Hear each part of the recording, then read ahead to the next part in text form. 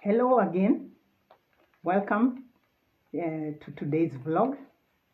My name is Monica Buyu and my channel name is Monica Beyond Cancer. For my new subscribers, I wish to warmly welcome all of you to this channel, and especially the ones who are joining me from the Village Echoes channel. Welcome, karibuni sana to my channel. I already have 10 videos on this channel. So in order to catch up with us where we are, kindly watch my previous videos, which will take you through my journey from the time of diagnosis and my treatment. Welcome. I also wish to welcome you to share your comments or even experiences. If you are a cancer warrior, I would really love to hear from you. Or if you are a caregiver also, I would wish to hear from you about your experiences. You may also wish to share with us any new tricks or things that people learn along the way while dealing with certain situations. In this channel, I'm also looking forward to, in future, host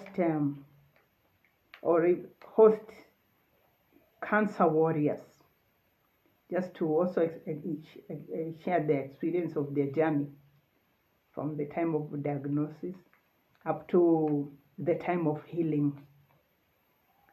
So in my last episode, I was talking about my chemotherapy having to be stopped because I got three fractures. So I could no longer go to my chemotherapy clinic anymore.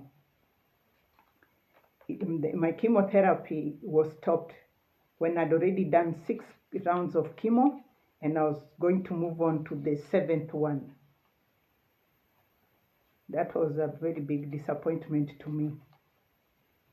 And gladly, my A team from NRTCC, whom I had informed about my hospitalization, they came to visit me in hospital in 2 batches. When they came, they encouraged me a lot. We shared a lot of inspirational stories, and they also prayed with me.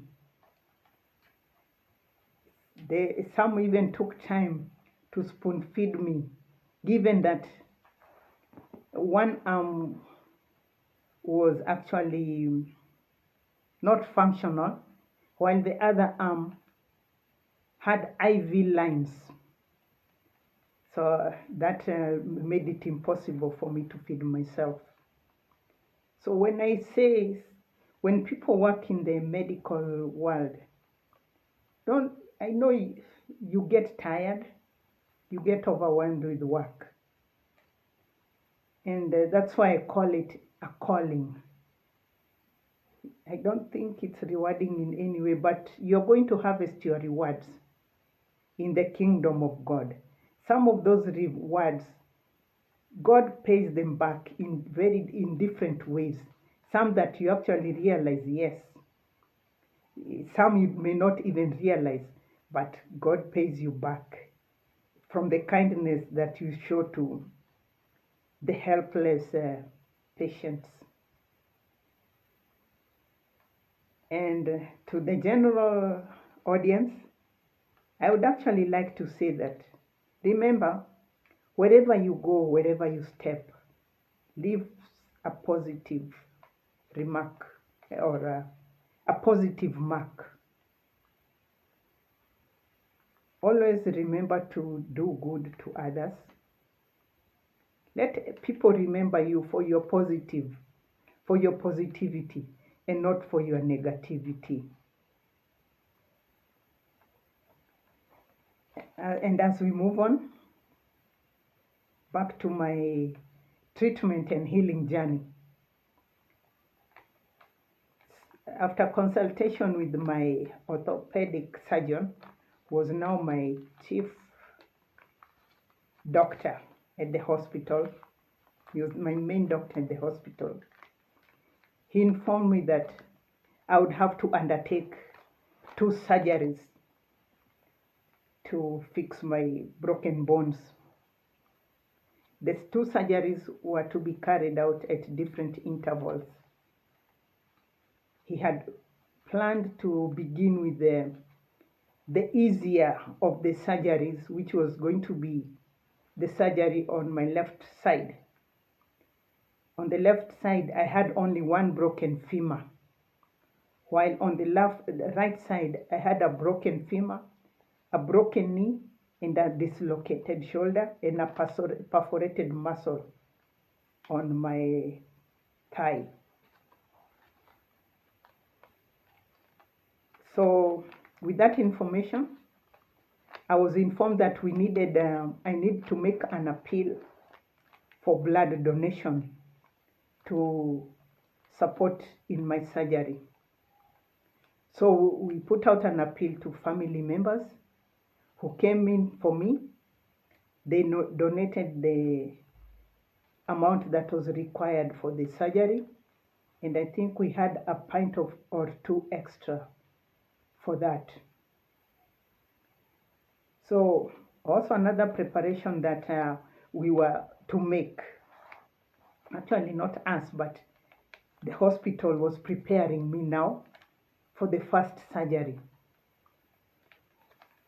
The lab technologists would come in to collect blood specimens to go and match my blood. But my hemoglobin levels had dropped so low because my chemotherapy now had been stopped, and that had a major effect on my chemotherapy, on my hemoglobin levels. It dropped so low I could feel it in my system, and this time I did not even care to ask at what level were my hemoglobin levels, but my doctor was very concerned about the levels of my chemotherapy. Oh, sorry, the levels of my hemoglobin. I felt so weak in my body, so weak that you even feel even lifting an arm was an effort. Sitting up just to eat was an effort. And although I was at that time still being given some blood builders in form of